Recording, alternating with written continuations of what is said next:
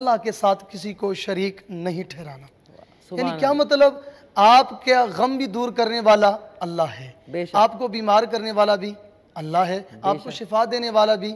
اللہ ہے۔ بے شک تو لہٰذا جملہ یعنی المختصر جملہ معاملات میں آپ نے اللہ کی ذات پر کامل یقین رکھنا ہے اور اس کے اوپر ڈٹ جانا ہے استقامت سے۔ سیدنا فاروق اعظم عمر فاروق خلیفہ دوم امیر المؤمنین مراد رسول سیدنا عمر فاروق رضی اللہ عنہ سے پوچھا گیا تو آپ نے فرمایا کہ استقامت یہ ہے کہ امر اور نہی، یعنی احکامات پر عمل کرنے اور منہیات جو نہیات ہیں جن سے منع کیا گیا ہے ان پر عمل کرنے میں آپ کسی حیل و حجت کی طرف، یعنی بلکہ میں پڑھ رہا تھا یہ لکھا ہوا ہے کہ لومڑی کی طرح ادھر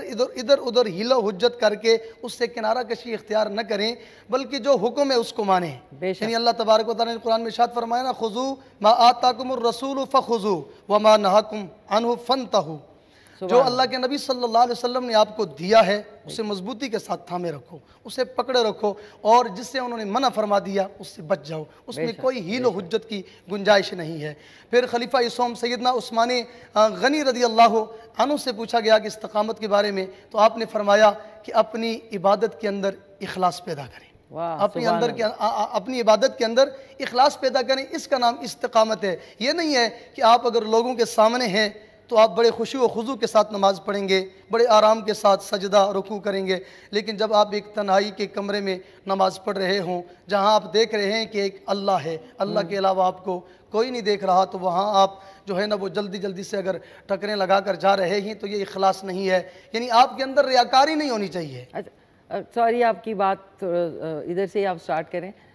جتنے ہمارے دیکھنے والے ہیں ان کے لیے استقامت کا کوئی آسان لفظ تاکہ لوگوں کو سمجھ آئے۔ استقامت کا آسان لفظ یہ ہے کہ یہاں اللہ کے جو احکامات ہیں، یعنی فاروق اعظم سیدنا ابوبکر صدیق رضی اللہ تعالیٰ عنہ کا جو قول ہے اور فاروق اعظم رضی اللہ تعالیٰ عنہ کا قول ہے، اسی کو اگر آپ لے لیں، یعنی اللہ کے ساتھ کسی کو ہم نے شریک نہیں ٹھہرانا کسی معاملے میں، اور دوسرا اللہ کے حکم کو ماننا ہے، اور اللہ کے رسول صلی اللہ علیہ وسلم نے جن حکم سے منع کیا ہے، جن کاموں سے منع کیا ہے، جن کاموں سے منع کرنے کا حکم ارشاد فرمایا ہے، اسے دل و جان سے قبول کرنا ہے۔ بے شک بے شک، بہت یہ شکریہ۔ استقامت، اور اس کے اوپر ڈٹ جانا ہے، اس کے اوپر ڈٹ جانا ہے۔ اور اس کے ساتھ پھر اگلی آیت میں ارشاد فرمایا کہ دیکھیں ان لوگوں کا مقام یہ ہے جب یہ استقامت، جو لوگ استقامت کا دامن مضبوطی کے ساتھ تھام لیتے ہیں تو یاد رکھیں انہیں پریشانیوں کی